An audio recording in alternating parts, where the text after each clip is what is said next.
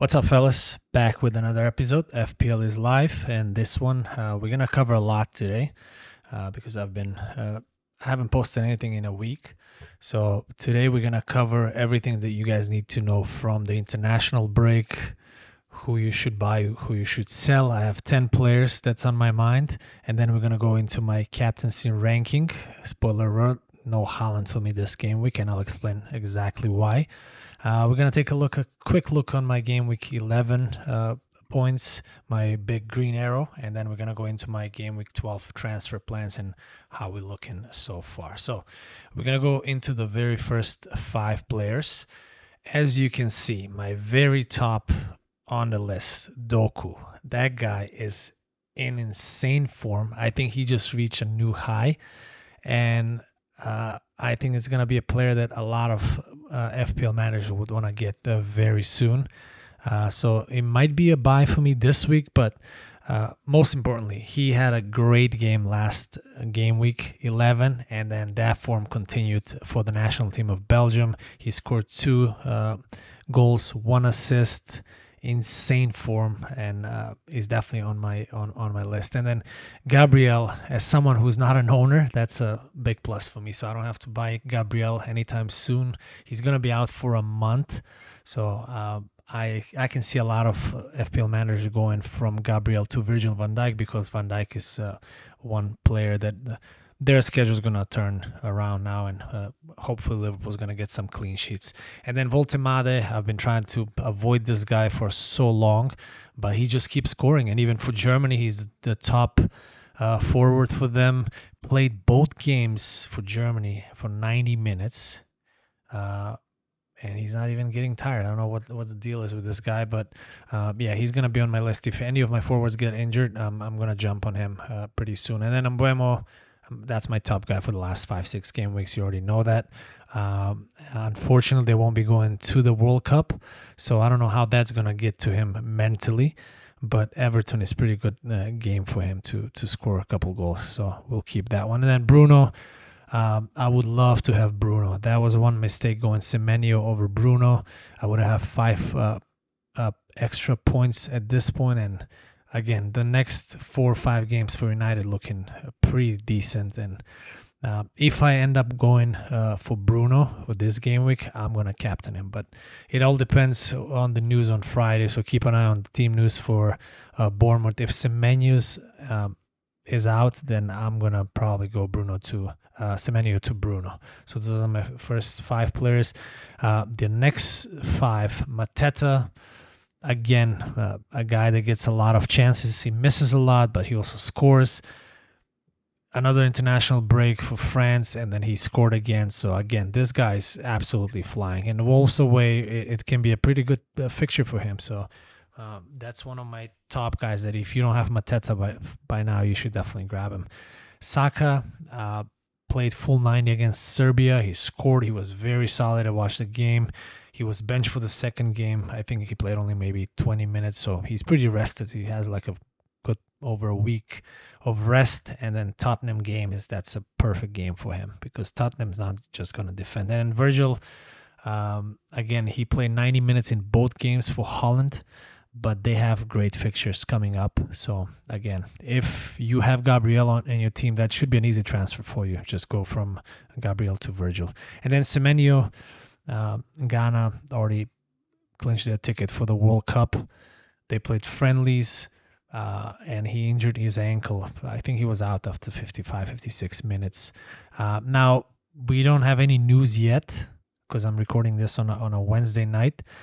So we'll know on Friday morning what's going on with Semenyo. But with an ankle injury, it can be precautions because obviously you don't want to lose that player with something major. He can be 2-3 days out, so he can be totally fine for this weekend. But if it's something serious, it can be a good month for an ankle injury. And then my guy, Reece James, played a full game against Serbia. He was rested for the second game. And then again, that is a guy that I'm considering selling only if we get a leak that he's not starting for Chelsea against Burnley. That's going to be the first game, so hopefully we hear something. If I hear that Reece James starting, he's not going anywhere. That Burnley game is too good for him. So on set pieces, he can definitely score a goal and hurt Burnley. So those are my 10 players that I should think you should have on your team. But again, captaincy. Now, this is the big one. This is the perfect game week to go without Haaland, and I'll tell you why. Haaland is in great form, obviously. He scored a lot of goals. He scored for Norway. They look great. He looks great for club and for country. But Newcastle is a tough game away, especially because Newcastle plays great against the big teams. They don't seem to be motivated by the small teams, so they lose all these stupid games, but they beat the big ones, and they play good in the Champions League as well. So I feel like this is gonna be a really tough game for City. I can even see Newcastle winning 1-0. So only because of the fact that a lot of my players have great fixtures, I'm not gonna go for Haaland. And I was looking for the schedule for Haaland after this, and you would captain him every game week after this one. So I'm gonna go against it this week to make it fun. And my top of my list is Saka. Great form. That Tottenham game is just perfect for him. I think it's gonna be, if we get an early goal, that game's gonna have 7-8 goals in it. And Saka is gonna be on penalties. No Odegaard, no Gyökeres, so he's gonna be the one. And Tottenham is just, I can already see they're gonna do something stupid, and Saka will get a penalty. Now, second pick, Semenyo. If this guy is fit to play, that's going to be the biggest dilemma. Do I captain Saka or Semenyo? Semenyo is a great shout because he hasn't scored in 3 games. And West Ham's been getting so lucky that they're going to get punished. And I think this is going to be the game where they're going to get trashed like 3-0, 4-0. And Semenyo is going to be at the end of it. My third best pick would be Mateta against Wolves.